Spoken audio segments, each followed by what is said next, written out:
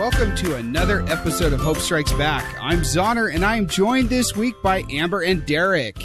Welcome, guys. Hi. Long time no see. Yeah, schedules have been kind of crazy lately.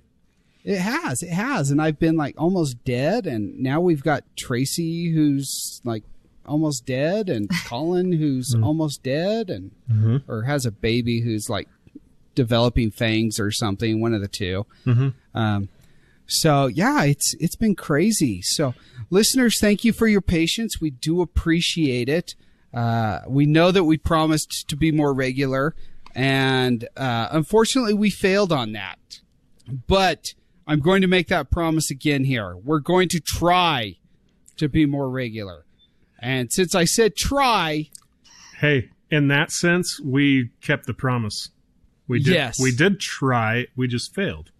Yeah, and as long as you pick yourself up whenever you fail, that's what's important. That's what's important.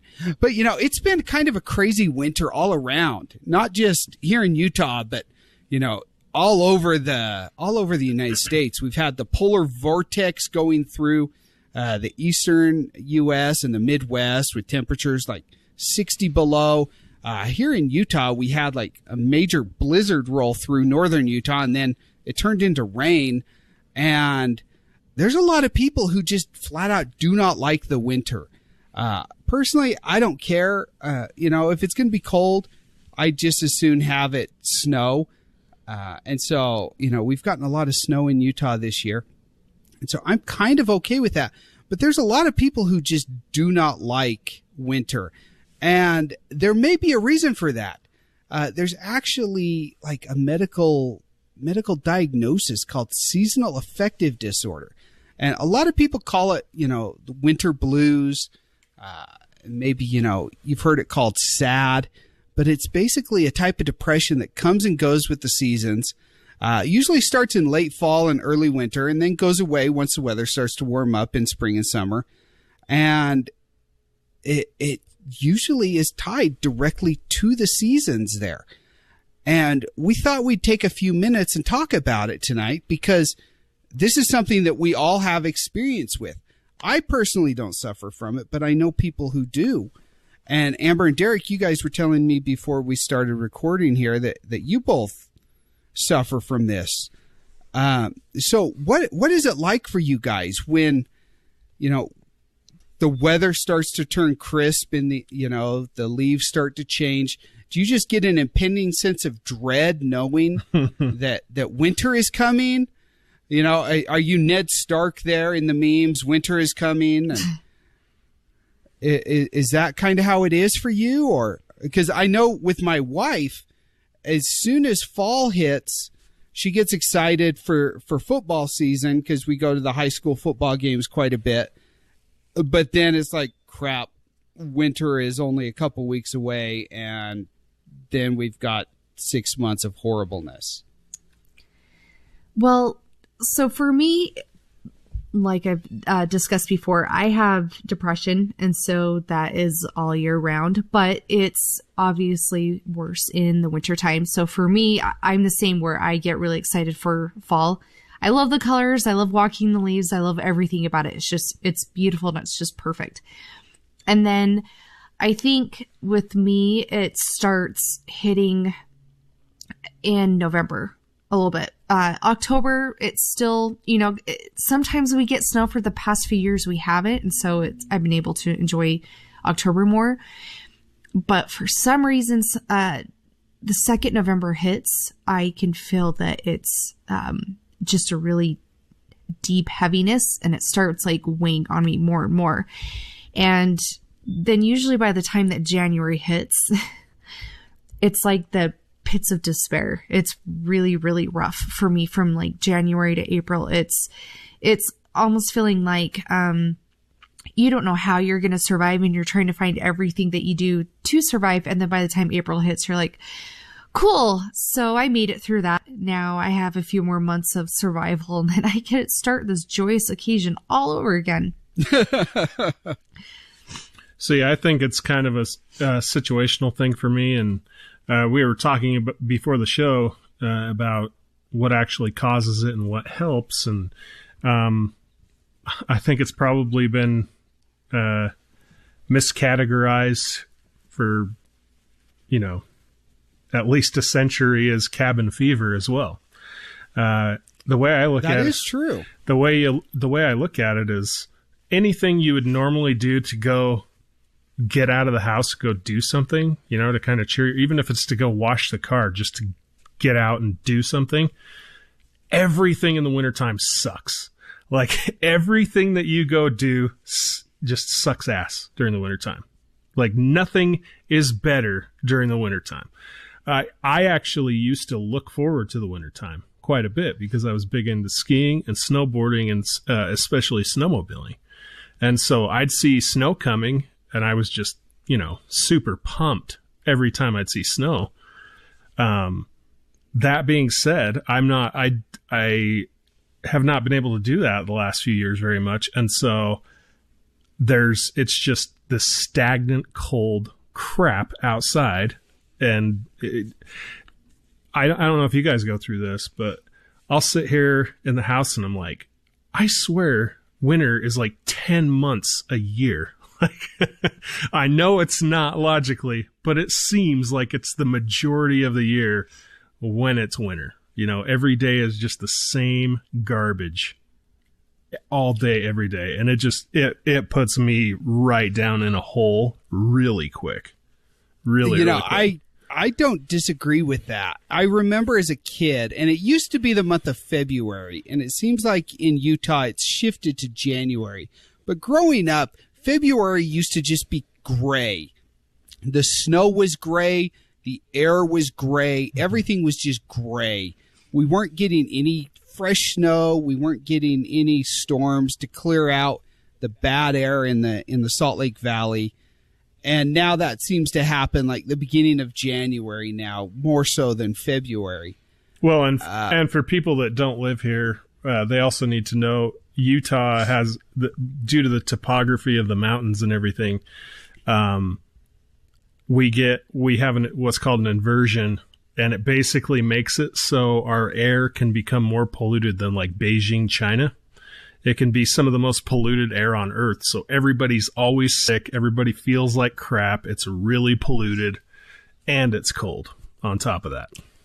Yeah, and what it does is that air traps in like the really cold air down beneath, and so up above, like in the mountains, it'll be like 40 degrees, but it'll be like 10 degrees down in the city, which is just miserable, and you've got visibility of like a block because the air is just so bad. And we're having to breathe that, and it's just miserable. It's just miserable. But I remember growing up that I just hated the month of February because of that. And now I look at it, February's not so bad anymore. But I've come to kind of dread January, but I don't have the seasonal depression. I wouldn't say that I have the seasonal depression. I just don't like that type of climate for those few weeks that we have to deal with it. Which I think is different than what you guys, well, maybe not you so much, Derek, but definitely what you have to go through, Amber, because I definitely don't dread it. I don't think in November, October that, oh no, I've got to deal with this here. It's coming up on me. It's sneaking up. And so I think in that respect, the way that I perceive it is significantly different, and my experience is significantly different. But it's interesting because there are some different attributes and that are going to increase that may increase your risk of seasonal depression. One of them is actually being female. Hooray! Seasonal depression is diagnosed 4 times more often in women than in men. Which I think that's really interesting because I know Colin's wife suffers from it. My wife gets it. You suffer from it, Amber. And then also, if you have a family history of of depression, or if you yourself suffer from depression or bipolar disorder, then you're more likely to suffer from seasonal depression as well. So it's almost like the winter just comes in and says, okay, you've already got this. Let's just amplify it. Yeah. So that's kind of a dick move right there. I'd say that's that's a pretty accurate way to do it. To look at it is it's an amplifier for sure. I'd say most people that don't suffer from, and I'm talking out of my butt, of course, as usual, but most people that have depression, I think, probably get hit a lot harder. I don't know a lot of like super fit, happy people that get down during the wintertime. I'm sure they're out there. I just don't know any. Yeah. Well, and their way of getting down may just be, oh, I had a rough day. Like I was reading that on Imager.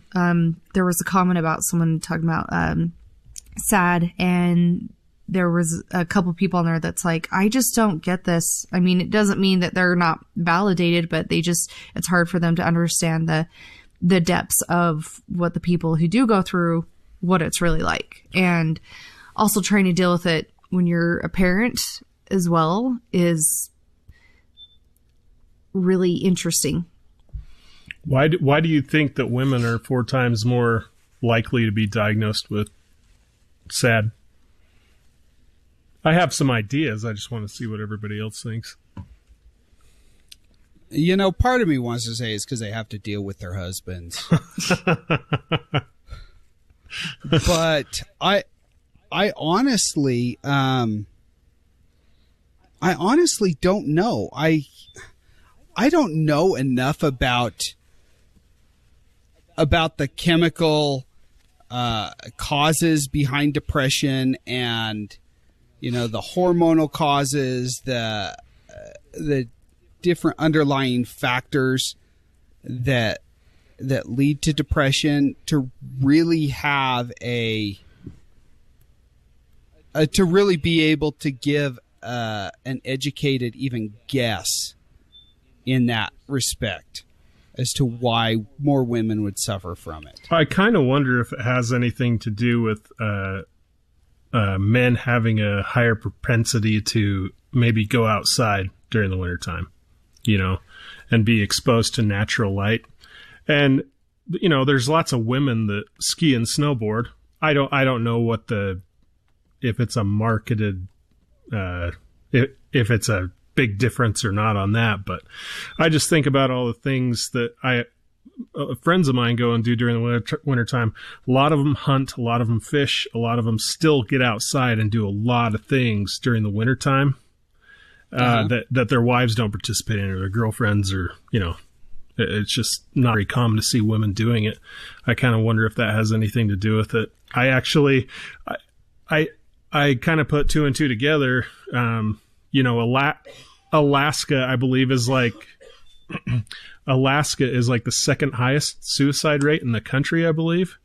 I kind of wonder if the fact that they can, certain places in Alaska can have the sun go away for so long, if that is what contributes to the depression so heavily in that state. Yes, which is, I actually read an article about it. And which is why that they will have certain lights, like the light therapy that is around areas that don't get the sun, to kind of help coincide with that. I actually just pulled up an article, and it's from University of Utah. And this was done in October of last year. And it was talking about seasonal affective disorder, how it affects women more than men. And just skimming through the article, they did come across a part about like it's actually not as understood still. And so it's still a study that they're researching. It does say some researchers have suggested that reduced sunlight can affect serotonin levels, a brain hormone that affects mood. Fluctuating estrogens, which women have and men don't so much, also affects serotonin. Also, melatonin, a brain hormone produced in the dark, can increase in dark days and adversely affect our sleep-wake rhythm. It can upset our circadian rhythms? Circadian. Yeah, circadian rhythms, which can be associated with depression. So, I mean, obviously, it sounds like hormones can have some type of effect with it as well. But there are still people like that go outside for walks and stuff before or after work or as much as they can. But sometimes even just being outside for a little bit isn't enough. And this is like, I'm seriously considering about getting one of those light therapy boxes to see how it would help me, because it's just getting to be a little bit too much. You know, another thing to consider is, studies have shown that exercise has, by and large, a much larger effect on depression than antidepressants do. I'm terrible about exercise anyway, but that's got to play a role as well. It's far more difficult to get outside if you jog. And if you think about it, if you're outside jogging in the summertime, you're outside getting exercise, getting your sweat on, and you're getting that light that regulates, that'll kind of turn down the melatonin levels during the day. Whereas during the wintertime, it's kind of a 1-2 punch. You might still exercise, but you're having to do it inside. You know, some people are hardcore and are out. I see them every day jogging on my street, but I am not that. I am not that guy. Yeah, they're idiots. What is wrong with them? Seriously. Well, and it looks like on here too. I know, which may seem obvious to a lot of people, but also when you are dealing with depression, you don't exactly think about all this stuff. Another thing I was talking about is trying to limit sugar swings because they're associated with high carb foods and sweets. So it says that this is the time to eat your protein and veggies if you're not getting enough vitamin D in the winter, which most of us won't because we live in northern cold climates and bundle up, leaving nothing exposed to get our natural vitamin D. Now, in addition to that, I do want to bring up, so what can have a more of effect too is, people can have a decrease in vitamin D, not get exactly what's needed, but I have celiacs. And in addition to celiacs, you naturally lose vitamin D. And I am to the point where I lose so much that I'm supposed to take like the double or triple amount of what a normal person should. And I'm supposed to get an infusion every year to help get like the vitamin D and help to get the proteins and everything back in my bones. So I don't absorb vitamin D like a lot of people do. And that is also another huge factor of my depression, is because I can't keep up with vitamin D because of celiacs. So if those who have an autoimmune disorder, I'd probably get your vitamin D levels checked out and make sure that those are up to par, because if they're really low, surprisingly, it has a huge effect on getting depression and then will increase SAD even more. Yeah, let's talk about that for a minute. My wife has done a couple things. I want to talk about some of the potential treatments for this, but vitamin D levels play a huge factor in this. My wife came across something late last summer, I think, talking about vitamin D levels. And one of the things that they pointed out is you can't just start taking vitamin D when you start to feel the symptoms of seasonal affective disorder. You need to start building up your vitamin D stores even months before, so that when it comes time for that seasonal depression to kick in, your body has something that it can fall back on and start to draw on. And so she actually started taking, I think, like 3 to 4 times the recommended daily dosage of vitamin D, like back in September. I think she just started popping it every day. And that combined with the light therapy this year, doing light therapy on a regular basis, and exercise, I have noticed a huge difference compared to previous years. Interesting. And we go to the gym. I go to the gym probably 5 nights a week, 6 nights a week. my wife will go maybe 3 or 4 nights a week with me, and she'll run on the treadmill for an hour, and then she'll go home, and I may stay for another half hour, 45 minutes. You're so hardcore. Oh, dude, I am so fat, it doesn't even make a difference. I could stay there for like 6 hours and it wouldn't make a difference. But my point is, she's getting that exercise, and she'll tell me, she says, I hate going to the gym. I hate running inside. I would much rather run outside. I'd much rather be outside doing something, even just taking a walk around the neighborhood. But the weather is too unfriendly for that at the moment. And so she compensates by going to the gym. And then on top of that, she has one of those light therapy boxes. We bought it for like $100 on Amazon. And I'll tell you, it's the best $100 I've ever spent on Amazon. Because she'll just turn it on. She takes it to work with her, and she has it in her office. And she'll just flip it on, and she'll have it on throughout the day. And when she's in her office, it's there shining on her, and it just does whatever it does, simulates the sunlight on her skin. In her eyeballs. I'm trying to picture what this looks like. Is it basically a UV lamp that's like a white box that kind of reflects back out? There's different kinds that you can get, but there's like circular ones that are like an alarm clock, and there's ones, they kind of look like an iPad to me, but it's, or like a shadow box, but it looks like a broken Kindle. Yeah. Yeah. Yeah. Hers is probably, I don't know. It's probably a foot tall by, or maybe 14 inches tall by 8 inches wide. And, you flip it on, and I'll tell you, it is bright.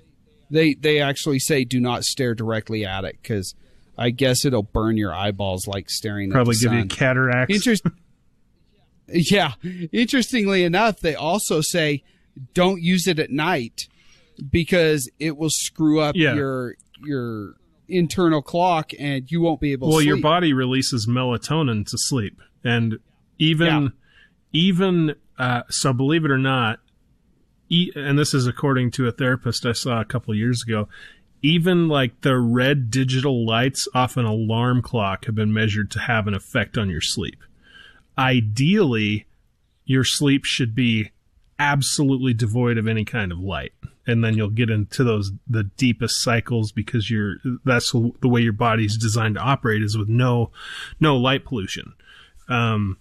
Whereas that would be nice. My brain is so broken that I have to like put a TV show I've seen a million times before on my phone to have background noise to fall asleep. Like if there's not something happening and it's silent and dark, my brain kind of goes into like a panic mode, and I'll wake right up, like almost like, oh, it's a little too quiet. No, something's wrong. It's too quiet. My brain must just thrive on chaos, and I'm sure I've conditioned it to be that way. But yeah, that's definitely a major pain point for me is getting really good deep sleep, especially during the wintertime. For whatever reason, you would think it'd be harder during the wintertime because there's more light, but then I might be burning more energy during the day, because you're a little more upbeat, and then you're a little more exhausted at night, so you can actually sleep. Wow. I know sleep is a big part of what goes into it during the wintertime for me, for sure. Is that? Mm-hmm. Well, that is one of the specific symptoms. It would be oversleeping during the seasonal depression. Also, appetite changes. You mentioned, one of you mentioned, I can't remember who, might have been you, Amber, mentioned craving high carb foods. Weight gain is a big one. And I always assumed that weight gain came because, we're stuck inside. We're not out, playing baseball all day long in the summer. Like we're not out running. We're not out, doing the stuff that we do during good weather. It's called comfort food. Instead of choosing wise decisions on the type of food that you have, you're choosing something that has more fat content and the sugar content is higher. And when you don't have it in you to like get up and exercise, like for some people, it's debilitating. Like I won't lie. It's really hard for me just to get my butt out of bed every day. I don't know how I do it. I have to have like a little routine where I have to give myself like 5 to 10 minutes before I physically get out of bed. But there's just some of us who can't get the energy to exercise, or, you know, sometimes some people can't even put pants on. But like comfort food, that's just a big thing because it helps fill a void, but really it's doing more damage because then it's increasing your weight, and then you start feeling more depressed because you're like, I can't fit in these pants that I could fit in a month ago. And then it like cycles over. So that makes a lot of sense, because if you think about it, we kind of set up a recipe for disaster during the wintertime. I mean, you start with Halloween, you got Thanksgiving, you've got Christmas, you've got New Year's, all holidays where people go hog on food. They eat high carb snack type food the whole season. At least I do. I don't know about you, but Oh, who doesn't love to just consume a pecan pie before Dude, I bed? eat like... my body is like a trash can during the wintertime. I throw garbage in my body. It's crazy. Yeah, so do I. And I have candida issues with my gut. And so when I do consume that pecan pie, and notice I said not a slice of pecan pie, but yeah, I gotcha. The pecan pie, it makes me so sick, but I can't stop myself. Yeah, but during it makes you so happy. It does, because it's pecan pie. It's pecan pie. Yeah, but yeah, you're exactly right. We do set ourselves up for just absolute self-destruction. Oh, definitely. It's no wonder we get sad. What's kind of funny is when I was wondering about Alaska and how they deal with this, I happened to scroll down to the bottom of the list to see the states with the lowest suicide rate. This has nothing to do with sad or anything, but some of the lowest states were, I think the lowest was Washington, D.C., which we can just throw that out anyway because they're all psychos. But then you go to the second from the bottom was like New Jersey. I'm like, you think of New Jersey and you don't think of like happy, well-adjusted. At least I don't. No offense to anybody, offense to anybody from Godfather. New Jersey, but yeah. That's because he's seen it all from It's Always Sunny in Philadelphia, so... No, that's in Philadelphia, though. I know, but when the episode they went to New Jersey... Yeah, the Jersey Shore. Yeah. It's not on my short list. You think about people like from Jersey Shore. Yeah. You don't think about happy people. Maybe that's the trick, is you just have to be... I got it. I've solved the case, guys. You ready for this? They're all pieces of beef jerky on the Jersey Shore. Okay? They all live in tanning beds. You don't see the raccoon eyes either. They don't wear those things. I think they go into those damn tanning beds with their eyes like wide freaking open the entire time. That's it. That makes so much sense. Case closed. We just all need tanning beds and to like gel our hair. We're good. Think about sense. It. They go to the gym like crazy. They tan and I know I'm being an asshole right now. I know I'm being very stereotypical, but as far as I'm concerned, that's how everybody in New Jersey is. Okay. You all have, if TV has taught us nothing, you all have tanning beds and you're all jacked. Okay. You're all gigantic gym rats. That's it. That's what we need here. That's what we need. We need more of that in those places in Alaska that have 30 days of night and the vampire problems. Mm-hmm. Yeah, but I see a lot of that in Utah County people too, with the tanning beds. So yeah, and they're all super happy. Yeah, but I will look like I am in my teens until I am 70. So thank you. All I know is I'm ready for winter to be over. It puts me down, man. Yeah, I think I'm about ready as well. My son said to me, Dad, he said this to me earlier today as it was dumping snow in our front yard. He said, Dad, we're only about a month away from spring. And I thought, yes, but this is Utah, and we will have second winter. Yep. Because that is what Utah does. And then I'll start to have little buds on my peach tree, and it'll freeze and kill everything for the year. And, you know, I'm totally okay when my peach trees do that because I can't stand peaches. Oh, my gosh. I do have to say, it's hard for me to find the light in a lot of things lately. And so, but I do have to say, the most magical thing that I have been dealing with is the excessive amount of deer we're getting in our yard. Like, to me, that's awesome. And there was one night that we counted 11 deer in our yard, and that was it's true. I was there. Amazing. That is fantastic. That was pretty sweet. You know, and that is one of the greatest things about winter, I think, especially when you live close to the mountains like so many people in Utah do. The snow comes and the deer come down looking for food. The wildlife comes down looking for food. You know, if you're in Park City, you may have a moose come up to your front door looking for an apple. I don't know if you guys saw that video or not that went viral, but some dude was feeding a moose apples on his front porch. And yeah, the moose could kill him, but dude, I'd have a hard time not doing that myself.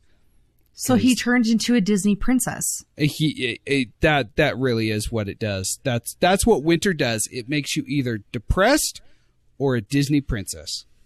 So does that mean because they were in my yard and we like looked at each other in the eyeballs that I'm a half Disney princess? I think so. I think they didn't run. I think that's exactly what it means. I've got the other half. I'm the other half of that Disney princess. Which, you know, makes perfect sense right there as I look at you. Yeah. Mm-hmm. I thought there was something different about you tonight. That's it. That's exactly what it is. Twinkle in his eye. I'm enchanted by deer. That is exactly what it is. And I think on that note, we probably should wrap up here. But, you know, listener, if you get the winter blues, as they're so often called, if you think that you suffer from seasonal depression or seasonal affective disorder, as it's called, you know, get help. You don't need to suffer. There are a lot of things that you can do to make it better. We've talked about some of the things that have worked for us and that have worked for people that we know. But really, there's no need to suffer with it. And just know that you're not alone. That is often one of the worst feelings when you're going through something like that is just the feeling that you're alone. But just remember, you're not alone in this.